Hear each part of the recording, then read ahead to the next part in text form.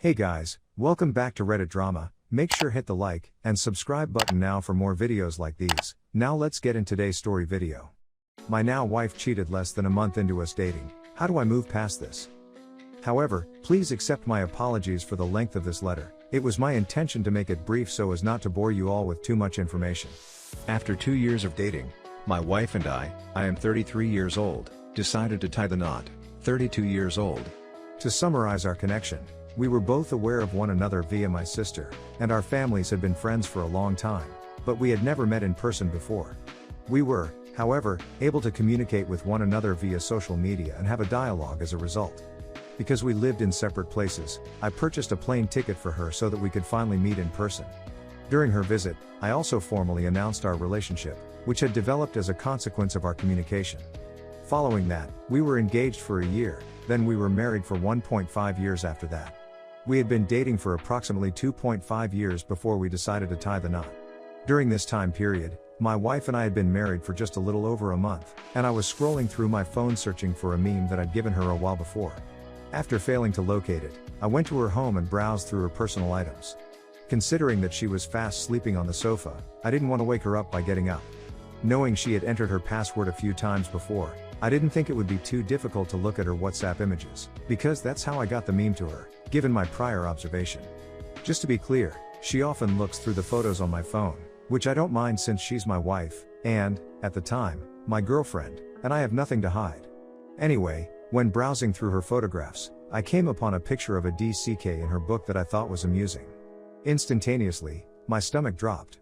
I'd been tricked by a prior girlfriend in the past, and I'd seen an improper picture of herself on her phone after she'd misled me. As a result, the red flags were not unfamiliar to me. I was obviously interested in finding out who had snapped the snapshot, so I began looking through her WhatsApp conversations to find out.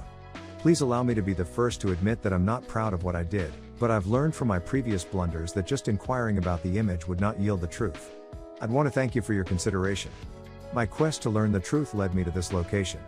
Initially, after doing a thorough search, I was unable to come up with anything useful.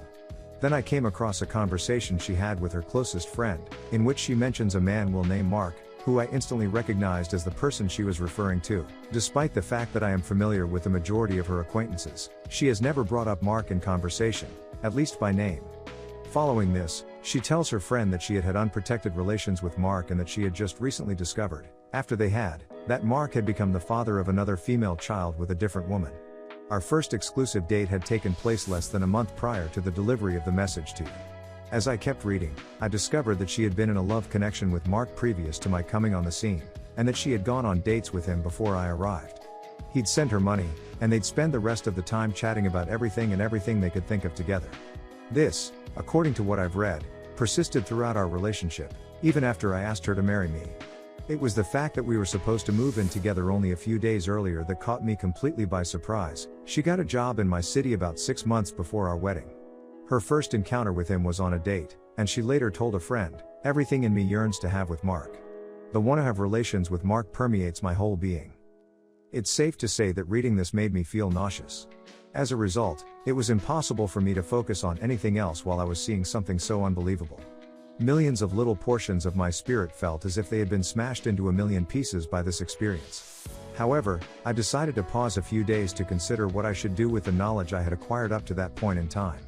Unless I admitted that I not only knew her password but that I had also looked through the contents of her phone, I couldn't stand there in front of her any longer, all without her knowledge. In the course of reading, I snapped a few screenshots and then made the choice to confess what I had done and see her in person. So I came to the conclusion that if trust was going to be shattered, it needed to be harmed in both directions at the same time, and I set out to prove myself right. Consequently, one evening, I took her down to the basement and told her of my discoveries there. The fact that I had snooped through her phone infuriated her at first, but her anger swiftly turned to disgust at the DCK photograph. Her first denials were that it was nothing and that he was simply a random stranger who had approached her. After learning about Mark via reading the chats she and her closest friend had, she was taken aback when I told her how I learned about him. After some back and forth, she ultimately confirmed that she had read what I had written. After that, she claimed that they only had one contact together, which I doubt, and that he was insignificant to her. We were exclusive at the time. It was also disclosed to me that Mark is married with children, and that his wife had had a miscarriage only a few weeks before we met, making him the biological father of the children. We spoke about it for a long time, and she finally broke down in tears as she expressed her regret for what she had done. We knew it would take time, but we were both confident in our ability to move on from this scenario and go on. After that, she didn't say anything to me for the rest of the day. I inquired as to how she was feeling and whether or not she would be interested in continuing our conversation. It was either silence or the remark "I have nothing to say" that she gave as her most usual answer. She had been upset with me for snooping through her phone, which I could understand, but what was even more unexpected is that she had not learned how I felt until much later. Neither she nor anybody else ever inquired about my well-being or inquired as to whether or not I was in good health. Can you tell me who cheated on whom here? As I glanced about, I couldn't help but wonder aloud. We had another lengthy discussion the next day and came to the decision that this was not advantageous to our relationship, and so we chose to move on from the situation. In the weeks that followed, my mind was swirling with ideas and inquiries. I couldn't help but wonder why she felt the need to keep her relationship with Mark continuing despite their differences. Why did she find anything about it to be insufficient to satisfy her? I communicated my goals to her and then took steps, a marriage proposal and a wedding, to make them a reality for both of us. Is she madly in love with Mark, or is she just a little bit in love with him? Whatever her claims, I'm perplexed as to what she is thinking when she continues to contact with someone she clearly dislikes in this way. She's still saying things like, "Everything in me wants to have with Mark," and "Everything in me wants to be with Mark," even though it's been 2 years.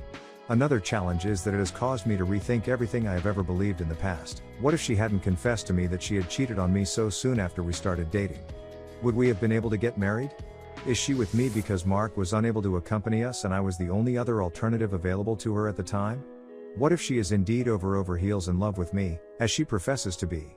Things that were never a concern in the past are now posing a threat to the public's safety.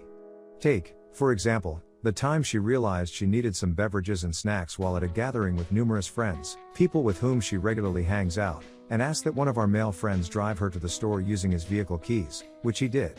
It wouldn't have mattered if anything like this had happened before, but the fact that it has now occurred makes me feel envious and anxious about the situation. Why didn't she come to me first and ask whether she could bring her along with her before she left? At this time, it is unclear what exactly is going on between the two of them. I find myself keeping track of the passage of time in order to figure out how long they've been gone alone together and how they looked when they returned, among other things. It's a major source of irritation for me. This is a kind of thinking that I despise and oppose. The person I've become as a result of my dishonesty is someone I despise and despise myself. The feelings of anxiety I'm having toward her. The person I'm seeing is not me, and it's not who I want to be at this time in my life. If someone can help, please tell me how I may restore my trust in her again. What should I do if I find myself in this situation? In your opinion, what is the best course of action for me to take? Please accept my gratitude on behalf of everyone who has taken the time to read this. Here we go.